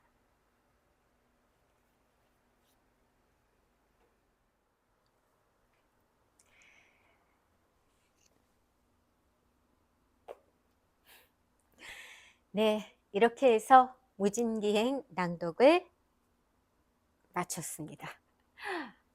네, 꽤 오래 걸렸어요. 처음에는 이 정도 분량으로 길 줄은 몰랐거든요. 느낌이 왠지 포켓 책이라서 기본 책의 분량보다는 장수가 그냥 많이 나왔겠거니 했는데 좀 단편치고 길긴 기네요. 네, 어제 녹화를 하다가 가족들이 막 오는 바람에 이제 멈추고 오늘 다시 이제 그 뒷부분을 그 다음 부분부터 이제 녹화를 시작을 했는데 꽤 오래 걸리더라고요. 이게 거의 뭐 오늘 반나절을 거의 시간을 보낸 것 같아요. 물론 낭독한 것뿐만이 아니라 나름 뭐 어설프지만 제대로 된 편집이라기보다는 좀, 좀 넘어가고 뭐 아니면 모자르고 그런 부분을 조금 잘라낸 것, 뭐 그런 것까지 해서 그래서 이렇게 마무리를 하러 이렇게 다시 왔습니다. 네, 무진기행, 안개 낀 곳, 안개물을 썼죠. 헤어질 결심의 이포와도 같은 어떤 가상의 지역인데 뭔가 환상적인 이 환상이라는 게 어떻게 보면 좀 매력적인 느낌도 있을 수 있지만 그것이라기보다는 약간 뭐라고 할까요? 마치 어떤 꿈을 꾸는 나의 내면으로 어떤 들어가는 깊숙이 들어가는 그런 어떤 공간이라고 해야 할까요? 그래서 여기에 나오는 인물들은 이 주인공을 조각조각 어, 대표하고 있는 것 같은 느낌이 들어요. 어떤 겉으로는 드러내지 않지만 그 조라는 인물의 좀 뭔가 굉장히 현실적으로 좀 굉장히 내세우고 싶어하는 소위 좀 속물이라는 표현은 그렇지만 약간 그런 쪽에 가까운, 그러니까 겉으로는 보여지지 않지만 자기 내면에 있는 어떤 그런 부분, 그리고 뭔가를 항상 회피하고 탈피하고 싶어하는 그런 인물인 인수, 그리고 어, 뭔가 그 현실과는 다른 자기가 꿈꾸는 것에 대한 그런 자기가 어, 지향하는, 지향까지는 아니어도 바라는 바의 어떤 그런 모습, 현실적에서는 완전히 그런 모습을 갖지 못하지만 그러한 한 어, 캐릭터의 파편으로서의 또 다른 모습인 박, 그 모든 부분을 다 조합했을 때 이 바로 이 주인공을 표현할 수 있는 부분이 아닐까 해요. 그러니까 어떻게 보면은 이 주인공이 하나의 꿈처럼 자기 내면으로 들어가는 한 공간이 아닐까 하는 생각도 해봅니다. 음, 가장 어떤 면에서 총체적으로 그래도 베이스에 그 세 인물 중에서 이 주인공과 가장 흡사한 인물은 아마 음, 인숙이 아닐까 싶어요. 그래서 마지막 장면에 마치 인숙이 서울로 가고 싶어 했고 데려가야겠다라고 나오지만 인숙이 결국은 거절을 하죠. 가지 않겠다고 어떤 이유에선지. 그리고 마지막 장면에서 어떤 상황이 그렇게 주어지는 것도 있었지만 이 주인공도 어, 굉장히 갈등을 하다가 나중에라도 인숙을 데려가야겠다. 마음속에 어떤 자기가 바라는 어떤 음, 욕구, 어, 사랑하는 대상으로서의 욕구인 그런 인숙을 놓치고 싶지 않은 그런 마음도 있죠. 그래서 그러려고 했는데 결국은 상황이 음, 현실 타협적으로 음, 우유부단해 보일 수 있는 그런 이도저도 아닌 인숙을 사랑하지 않는 것도 아니지만 그렇다고 해서 적극적으로 현실과 맞서 싸우면서 가지도 않는 모습.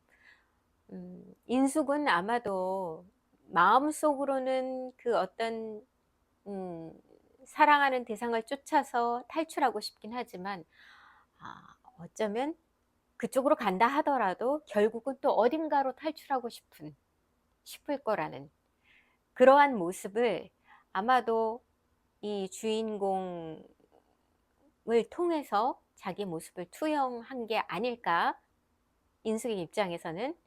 그래서 결국 인숙도 남기로 하고, 결국은 둘 다 공통적인 거죠. 네.